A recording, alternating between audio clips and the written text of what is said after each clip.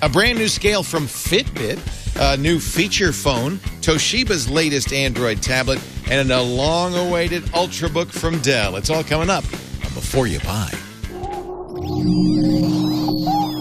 Netcasts you love.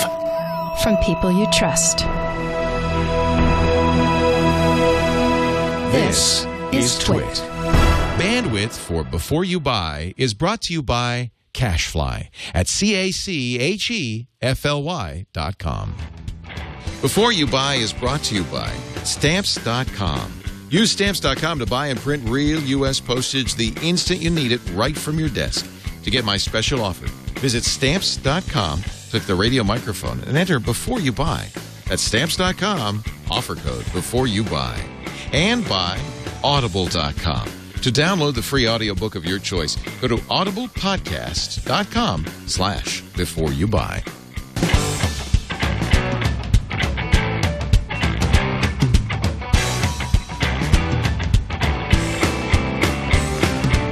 Leo Laporte here. Time for Before You Buy. This is the product review show we do on TWiT that incorporates everybody on the TWiT staff. We just get as many products as we can for loan. And then ask on the TWiT staff. We sent out an email saying, "Hey, we've got the brand new Toshiba Excite. Anybody want it?" And then the people raise their hand and we let them review it. And it's kind of fun. Coming up, in fact, in just a bit, our studio manager John Slanina with a brand new TV. He's got his eyes on this one, I think. And I've got look at that. That's cute.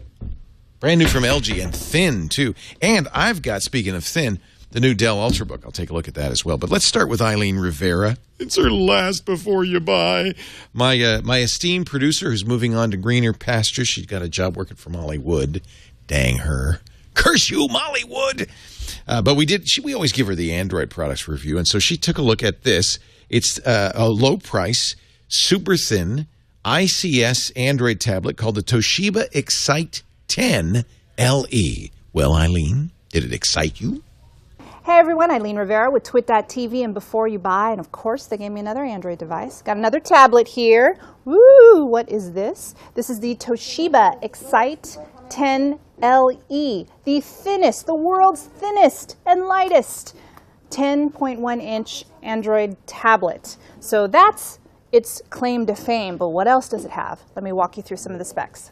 Well, here it is, the 10.1-inch display, and it's 1280 by 800. It's a TFT LCD display, and it's got tough Gorilla Glass here, so you could throw it into your bag and shouldn't scratch. All right, so let's take a look at the display. It's okay, not amazing. The viewing angles are pretty good around here, but it doesn't really dazzle like some of the other tablets that I've seen, like the Transformer Prime and the Samsung Galaxy Tab 7.7 and its Super AMOLED display. Again, it is super thin. It's 7.7 millimeters or 0.3 inches and 1.2 pounds. Headphone jack, micro USB, micro HDMI, which is pretty cool, micro SD. I did have a hard time pushing the card into the slot, believe it or not. It took me a few seconds there. Didn't easily pop in. Up front here is a 2-megapixel camera, and on the back is a 5-megapixel camera. A little noisy on the uptake, not the greatest camera, but it does also 1080p HD recording.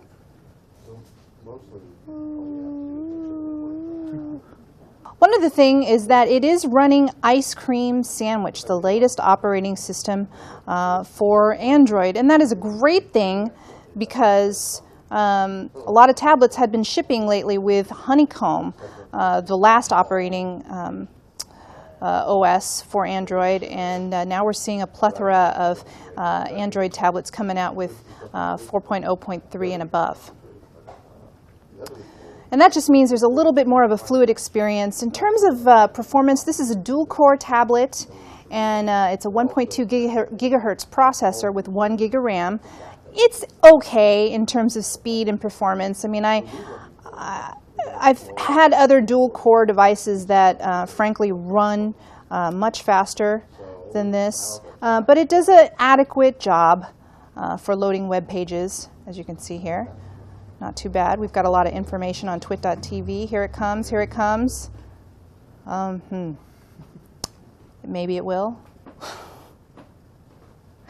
Maybe I get, oh, there we go. Not so bad, but again, not super fast. Let me do something a little bit information intensive, but hopefully less live intensive. Here we go. To us. Oh.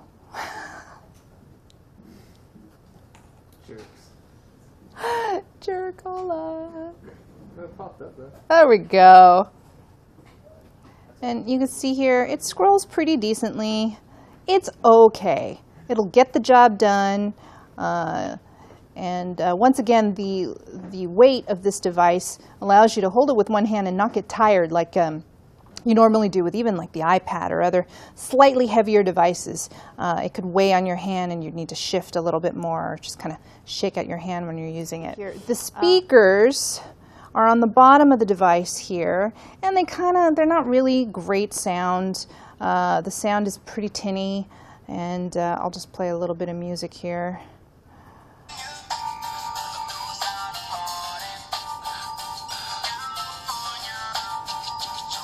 Speakers here. Again, I've heard better on a tablet, on other tablets that have been recently launched as well. But again, that might not be a deal breaker for you. 16 gig, and it is expandable with the micro SD card up to 64 gigs, which is good. But it is $500. I've seen it on retail for between $450 to $529. So depending upon where you're going to purchase it, some vendors have sales and whatnot. Let me launch some videos so you could see what that would look like. So with the screen, decent video, decent colors on the device. Again, not amazing, but maybe you don't need that. Battery life, just okay. I can get through most of the day, but by the end of the day, I definitely have to plug this bad boy in. That doesn't normally happen with tablets, so that's a little bit disappointing. And what is going on here? This is the wallpaper that Toshiba is shipping with it, and as you can see as I move, it's not very good. All right, the pros and cons. Well, first of all, the weight. The way they build this, the world's lightest and thinnest 10.1-inch tablet, that is a definite pro. The micro SD slot, I really do like, so you can expand this up to 64 gigs. Cons, battery life, not so great. Kind of got me through the day, but I've worked with tablets before that you can go, a day and a half at least without having to charge. Display, it's okay. There's a little bit of pixelation. The LCD technology that they're using is all right. We can see on different viewing angles, but it just doesn't look amazing when you first turn it on. And the performance, a little laggy. It's a dual-core machine or tablet, but I don't know. I guess I expected more, even with it having ice cream sandwich. All right, is this a buy, try, or don't buy? I have to say, as compared to the Transformer Prime, as compared to the Transformer Pad, and even the Samsung Galaxy Tab 7 2.0, this just does not stack up. And on top of that, the price between $450 to $500. Unfortunately, this is a definite don't buy. I'm Eileen Rivera with TWiT.tv, and before you buy, thanks for watching. Well, so much for that tablet. Thank you, Eileen Rivera. I think we may see more of her. Eileen's going to continue to host All About Android on this network, and I think from time to time we'll have to give her an iPhone or something to drive her crazy with. Now, I want to bring in John Slanina. As John's getting set up, he's going to review a brand new, very sweet 55-inch display from LG. And as John's getting set up to show us that display, I want to talk to you a little bit about our sponsor. And we're really happy to have them. They're sponsoring the show since day one, and I understand why, because I've been using them since day one. It's Stamps.com. Stamps.com lets you print official U.S. postage with your computer and your printer. You don't need a postage meter anymore. You don't need anything. You just need Stamps.com. a computer, and a printer. Mac or PC, Stamps.com even comes with a USB scale. You just plug it into the back of the computer, throw your letter or package on there, and it'll print exactly the right postage every time. It'll fill out forms for international priority and express mail, so you don't have to do that anymore. You just basically don't have to go to the post office, because after you've got your package ready to go, the mail carrier comes and picks it up. You can even schedule a free pickup with the post office. See, the post office loves Stamps.com. They wishes everybody used it. That's why, did I say they wishes? They wish. The post office wishes everybody would use it, because it would save them money. That's why they offer discounts of 21% on express mail, up to 15% on priority mail. If you're an eBay or Amazon seller, you'll love Stamps.com, because it takes the information from the website and automatically fills out the mailing list and everything. If you use QuickBooks, you can do invoices direct from the QuickBooks address book. I can go on, but why bother when you can try it right now? Absolutely no risk trial offer. You just go to Stamps.com. Now, you see on the front they say $80 trial. No, don't do that. You want to click the microphone there in the upper right-hand corner and do the $110 no-risk trial. It includes $55 in postage, the free digital scale worth $50. You do pay shipping and handling. It's a nominal fee. $5 supply kit and a 4-week trial, all when you go to Stamps.com and use this special offer code, before you buy. That's one word. So go to Stamps.com, click the radio microphone, enter the offer code before you buy, and try Stamps.com. Seriously, I'm talking to you seriously now. You just have to have this. It will save you so much time. It'll save you money. I put more stamps on just so I want to make sure the thing gets through. You don't do that anymore. You always have the right postage. Stamps.com. Now, we're going to review the LG 55LM7600. Now, I've been reviewing TVs for the show, and I thought it would be good to get somebody else in here looking at these new displays, especially since this is a 3D, and everybody knows I hate 3D. And I really like 3D. John Slanina loves 3D. Not so much in the theater. I do have a little problem watching it in the theater, but with a 3D TV, I think the depth issue isn't as dramatic as it is in a theater, and I have enjoyed the Samsung active 3D TV we had, plus this new LG with the passive glasses. When we got that Samsung in here, you immediately got some 3D movies in and stuff. What did you use to review the LG? Well, the one thing I have that I have been using is it's a IMAX Space Station 3D movie. Documentary. It is beautiful, by the way. I love it. Yeah, I really enjoy watching that in 3D. And that's why we got some other movies here. Let's see. You've got this is the whose phone? What is that sound? Oh, it's Chad. Chad. So you had the. Is it his phone? Yeah. Well, here, give it to me. It's an alarm. It's just an alarm for TWiT. I'll throw it. This is the IMAX. Just so people know, this is the IMAX 3D of the ISS space station. Isn't there a closer shot than that somewhere? Where's we changed the product shot to the TV. Where is it? Oh, it's on the TV right now. Yeah, we made it wide for the TV. So I'll do that. Yeah, so I did watch that both on the Samsung with the active glasses, and it looked pretty good. And on this LG. The idea with passive glasses is it cuts the brightness a little bit. I was able to watch it in the studio with all the lights out at night, and I didn't think it was an issue. You could take the glasses off and see that it was a little brighter, but with the glasses on, and if you have an environment where you can control the light, I don't think the dimness added by the passive glasses makes that big an issue. At least it didn't for me. So there's two kinds of glasses you might get with a home TV that has 3D. You get the kind that you get in movie theaters. That's these passive glasses. They don't use batteries. They don't use anything else. It's just a special polarizing plastic in there. Mm-hmm. Or you can get the active glasses, which need a battery and they have shutters. And they sync to the TV. And they sync to the TV. The negative, as you say, of the passive glasses is they're somewhat darker than the active glasses. But that wasn't an issue for me. Didn't notice it. It's a bright TV. I was able to take the glasses off and see, yeah, it is considerably darker, but still in the appropriate environment, it looked fine. It looked really good. And the 3D effect is good. It's strong. I enjoyed it. Yes, and better than the Samsung or equivalent or equivalent to the Samsung. What this has that I didn't see on the Samsung was additional controls for the 3D that lets you determine the depth, how far in the TV the 3D effect is going to be, and fine tune it for where you're sitting. when you're adjusting those controls, you see the changes as you're making the adjustments, so it's pretty easy to fine-tune the 3D for your preference and your sitting location. The other thing I like about this, because passive glasses don't have batteries, don't have electronics, they're a lot cheaper, they give you a lot more. We got 6 pairs. 6.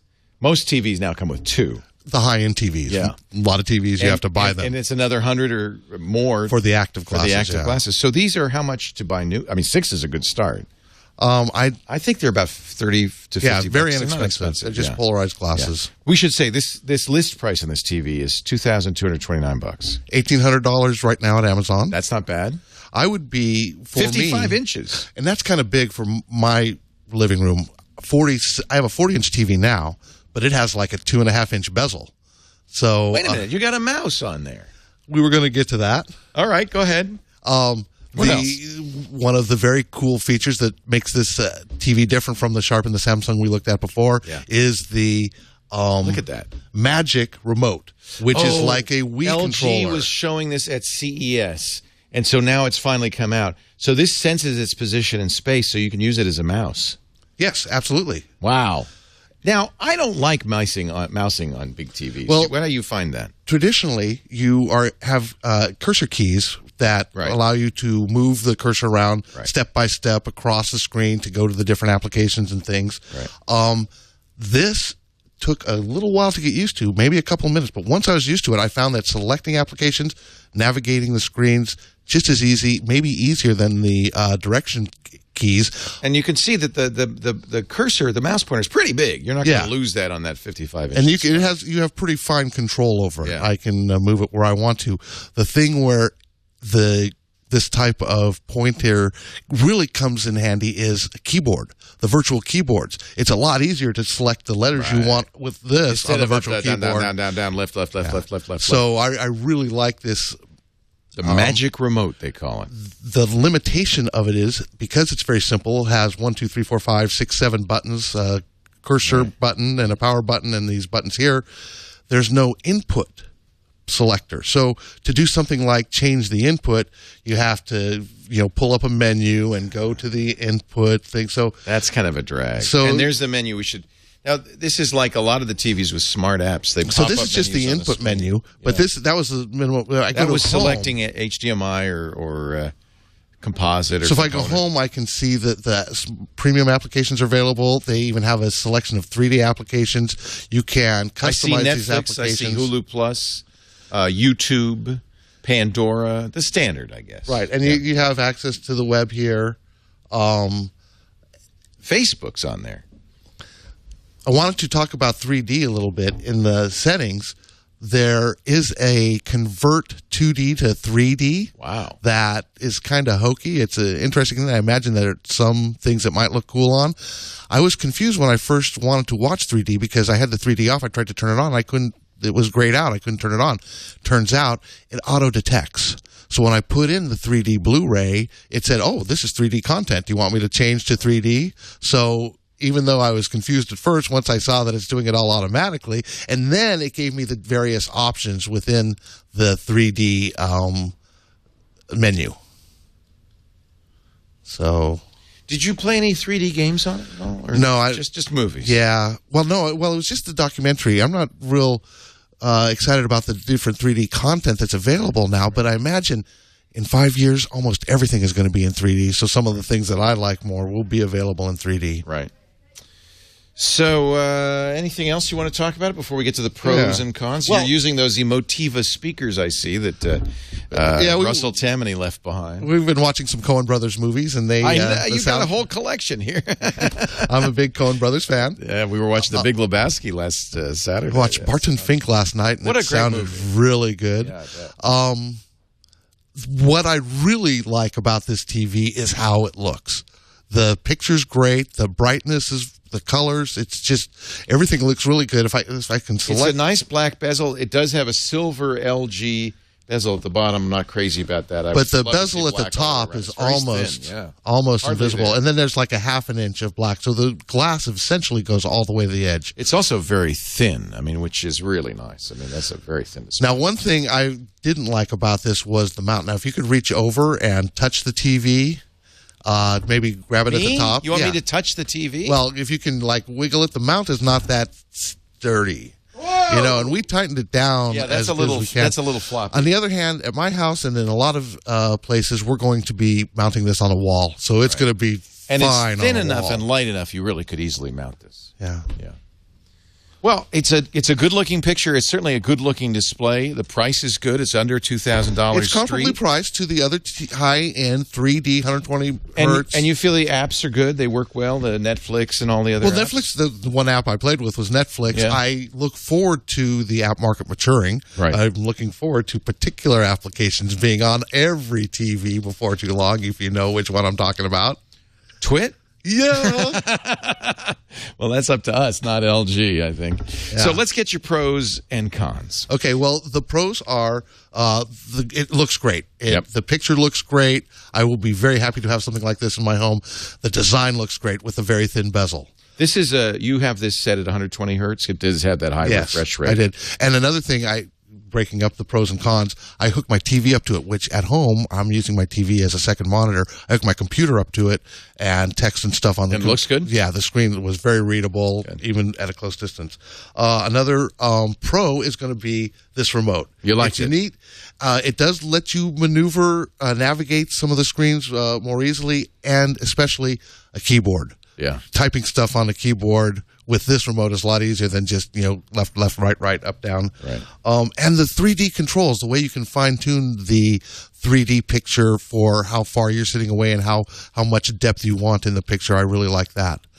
On the negative side, the cons I have are, I like the remote, but because it is so simplified, to do something like change the inputs, you have to go into the menus, and so the remote is nice, but it's a little too simplified. You saw that the stand is kind of questionable, and I would definitely mount this on the wall when I get something like this. And the way the smart apps are organized, I presume that eventually, we can customize those apps and put them where we want them. But it's just something I'm not used to. I'm used to the way things are on a computer. Right. So those app platforms will mature and we'll be better able to search through those apps and organize them the way we want them. All in all, I'm going to say buy this thing. I think it's comparably priced to other TVs that do similar things, and it looks really good. I have no complaints with the main functions of this TV. LED edge-lit backlight, right. LCD TV. It's a 1080p, 120 hertz, 3D built in. Apps, smart apps. It has passive glasses, and 6 of them, which is the most of any I've heard of on the market. And all of that for $2,229 list, but about $1,800 on Amazon.com. And in fact, today the 47-inch, which would be the model I would be looking at, went down $100, so it's only $1,300 for the price. 47-inch. The LG 55LM7600, and our studio manager John Slanina with his review. Thank you, John. It's a beautiful TV. Yeah, now I'm thinking. Oh, you're already set up with the projector. I'm going to have the projector. I'll do a review of that. You watch. All right, time for our mini reviews. This is where we take a product and we do a short review on the show, but turn you to YouTube for the full-length review. Everything we do is available on YouTube at youtube.com/twit. Let's kick things off with Liz Romero. And the scale, it doesn't tweet, but it is connected to the net. Liz? Hey guys, this is Liz from TWiT, and I'm going to be telling you about the Fitbit Aria scale.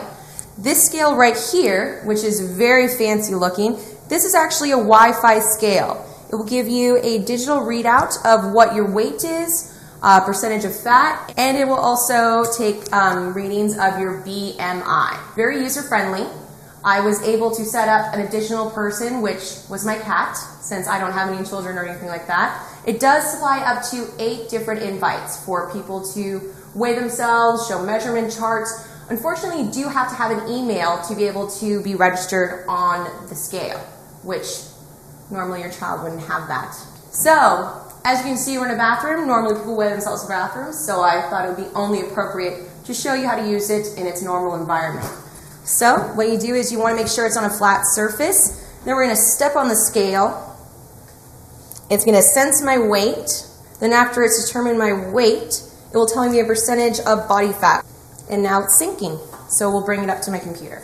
Okay, so for the pros for the Fitbit Aria is that it is easy to use. Wi-Fi, setting up, very easy to use. It also has a free app and website interface, which is very knowledgeable and easy on the eyes.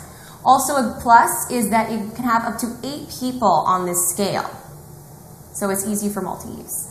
One of the cons is to be used up to 8 people, you have to invite each individual user by email. Some people might not have an email or they're just too young and shouldn't really have one. Another con is you really need to have a Fitbit to really get the full use out of this, which is $99 additional. I already had one, so I was able to plan out things, and it was worth getting the Fitbit scale to be a component. Another con, if you're not fully committed, you're really not going to get your money's worth out of this. You really need to weigh yourself every day, maybe morning or night, really log your food log and your activity to really gauge what you need to do to get to your goal. So if you have that commitment, I would think, and there's something you really want to strive for a goal and you need to see that kind of push in your visual person, this would be a buy. All right, this is Liz from TWiT, and I just showed you the Fitbit Aria scale.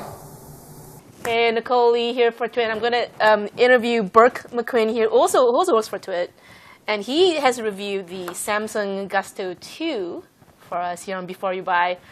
Burke, let's just start off here. It's a very basic flip phone, right? Absolutely. It's about as basic as it gets. Like a 10-year-old flip phone with a pretty decent, an okay camera. So yeah, it's a very basic flip phone. Construction-wise, there's nothing much to say. Yeah, I mean, it's sturdy. And it does have a 1.3 megapixel camera, which takes not that good photos, I'm guessing. The photos aren't bad, but But you can't tell by the phone. Right. I mean, you get for what you pay for. You can't take videos. Right, of course, because it's a basic phone. Right. And I mean, let's just come up front and say it's a basic phone. It won't have your LTE, your 4G, your 3G, your Wi-Fi. I mean, it won't have all that because it's a basic phone. Absolutely. Again, you get what you pay for. It's got a 2-inch screen and a very small front screen also. Right. What do you feel about the keypad? Do you feel it's roomy? Do you feel like you can dial easily? You have to deal with punching through the keys if you want to send text messages. Right. How's the call quality? Call quality is fine. Do you have any pros at all about this phone? No, not really. Okay. Well, there's this feature called fake call. That's like the only thing really that I even considered for the Pro on this phone. And basically, if you can go into the settings under the call settings on the phone, and you can set up a fake phone call with fake user ID. You can record what you want it to say. It'll kind of a weird feature. Totally. And it's not in the manual either. For free, you can get a smartphone. Well, but you have to pay the data. The monthly data plans, right? The reason why people get flip phones is because they usually have like no data plans and all of that. It's $79 with a 2-year contract. Right. It's $200 retail, which is unacceptable. I mean, so these should be free. Well, $200 is without the contract. Without the contract, just if you wanted to buy the phone, nothing. No $200 for this. Right. So you would probably say, do not buy. Okay. So that's Burke. I'm Nicole, and that's Burke's first review. Liz Romero and Burke McQuinn. Liz, of course, our administrative assistant, and the woman you see bouncing all the time in the background on the ball because she has so much energy. And, of course, Burke McQuinn, who fixes everything. Make sure everything works. For full reviews of both the Samsung Gusto 2 and the Fitbit Aria, visit our website or our YouTube site, youtube.com/twit. We're going to take a break. When we come back, something we've all been waiting for, the first Ultrabook from Dell. How does it stack up to the competition? I'll let you know in a second. But first, a word from Audible.com. Audible, of course, is the audio bookstore that I live by. Every time I'm in the car, I'm listening to Audible. When I'm at the gym, I'm listening to Audible. When I'm doing housework, I'm listening to Audible. Audible's a great way to get reading done at times when you can't hold a book. And by the way, it's not just reading a book. It's living a book. Their narrators are so good, the books just come to life. Right now I'm reading Stephen King's The Stand, 48 hours, the uncut edition, and it's wonderful. I mean, I cannot put it down. The nice thing is Audible books play on almost everything, on my iPhone, my iPad, my iPod, my Android phones and tablets. Even the Windows Phone app is due any day now for Audible.com. And, of course, computers, things like GPS devices, the Kindle, and a lot more. So you can always listen to Audible books anywhere you are. Right now, I want you to go to audiblepodcast.com/beforeyoubuy for a free trial. You get a month of Audible. Your first book is free.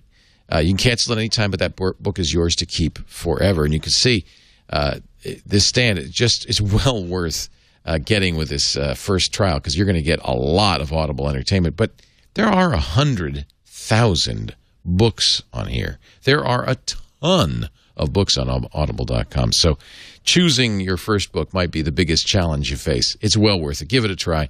I know you will listen and listen a lot. Anybody who listens to audiobooks or podcasts is going to love audiobooks. audiblepodcast.com/beforeyoubuy.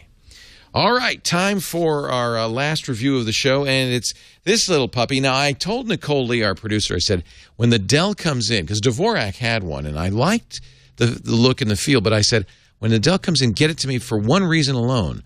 I want to see if I could put Linux on it, because I'm still looking for the Ultra Linux computer. Now, these Ultrabooks are something Intel's been pushing at great expense. Really, you could say they're Windows answer to the MacBook Air. Very thin, usually a wedge-shaped form factor, around 3 pounds.